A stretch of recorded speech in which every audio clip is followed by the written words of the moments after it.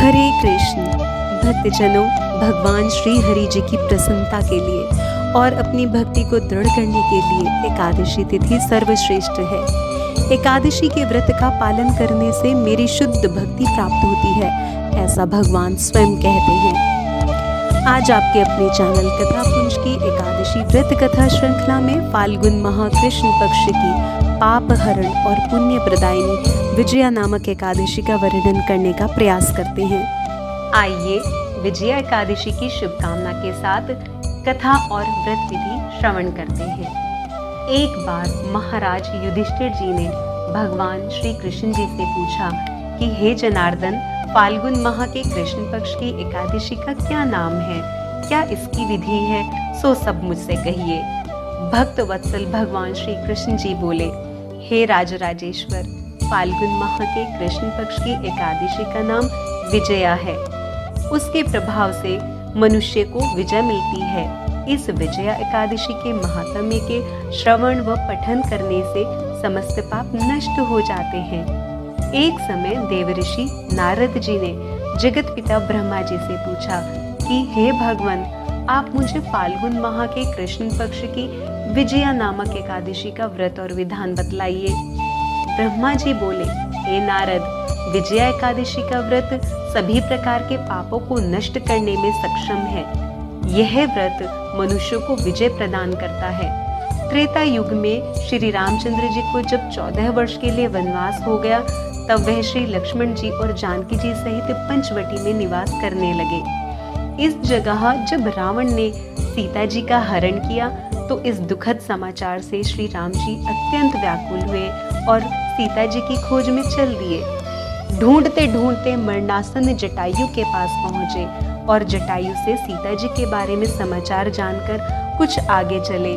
सुग्रीव के साथ मित्रता कर प्रभु श्री राम जी ने बाली का वध किया। श्री हनुमान जी ने लंका में जाकर सीता जी का पता लगाया। वहां से लौटकर हनुमान जी श्री रामचंद्र जी के पास आए और लंका दहन और माता सीता के सब समाचार कह सुनाए। श्री रामचंद्र जी ने सुग्रीव के साथ निर्णय करके सेना सहित लंका की ओर प्रस्थान किया। जब श्री रामचंद्र जी समुद्र के किनारे पहुंचे, तो उन्होंने महान समुद्र को जल जीवों से युक्त देखकर श्री लक्ष्मण जी से कहा, हे लक्ष्मण, समुद्र को हम किस प्रकार पार कर सकेंगे? श्री लक्ष्मण जी बोले कि हे प्रभु, आप परम पुरुषोत्तम हैं। आपकी माया से कुछ भी परे नहीं है, आप सब जानते हैं।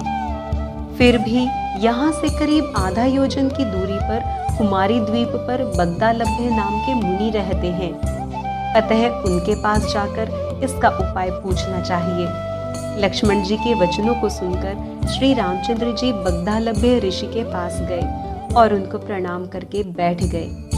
मुनि ने देखते ही उनको पहचान लिया कि यही परम पुरुषोत्तम भगवान श्री रामचंद्र जी हैं। हर्ष के साथ उन्होंने भगवान श्री रामचंद्र जी के आने का कारण पूछा। भगवान श्री रामचंद्र जी मुनि बगदालभ्य से बोले कि मैं यहाँ रावण का संहार करके सीता जी को मुक्त कराने के लिए आया हूँ। आप कृपा करके मुझे समुद्र पार करने का कोई उपाय बताइए। महर्षि बगदालभ्य बोले, हे श्री राम जी, मैं आपको एक उत्तम व्रत बताता हूँ। फाल्गुन माह के कृष्ण पक्ष की विजया एकादशी का व्रत करने से आप समुद्र अवश्य ही पार करेंगे और आपकी विजय अवश्य ही होगी। हे श्री राम जी, इस व्रत की विधि इस प्रकार है, ध्यान से सुनिए। दशमी के दिन स्वर्ण, चांदी, तांबा या मिट्टी किसी वस्तु का एक घड़ा लें। उस घड़े को जल से भरकर उस पर पंच पल्लव लगाकर वेदिका पर स्थापित कर दें। घड़े के नीचे सतनजा अर्थात 7 प्रकार के अनाज मिले हुए और उसके ऊपर जौ रखें। इस पर श्री नारायण भगवान की प्रतिमा स्थापित करें। एकादशी के दिन स्नान आदि नित्य कर्म से निवृत्त होकर धूप, दीप, नैवेद्य, नारियल आदि से भगवान जी की पूजा करें। उस दिन भक्ति पूर्वक भगवान के समक्ष समय व्यतीत करें और रात्रि को भी जागरण करें। द्वादशी के दिन नदी या तालाब के किनारे स्नान आदि से निवृत्त होकर उस घड़े को किसी ब्राह्मण को दे देना चाहिए।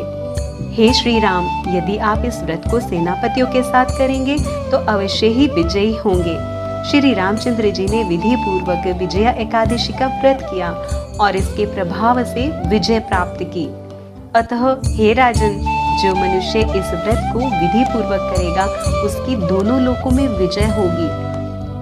श्री ब्रह्मा जी ने नारद जी से कहा था कि पुत्र, जो इस व्रत का महात्म्य सुनता है उसको वाजपेयी यज्ञ के फल की प्राप्ति होती है।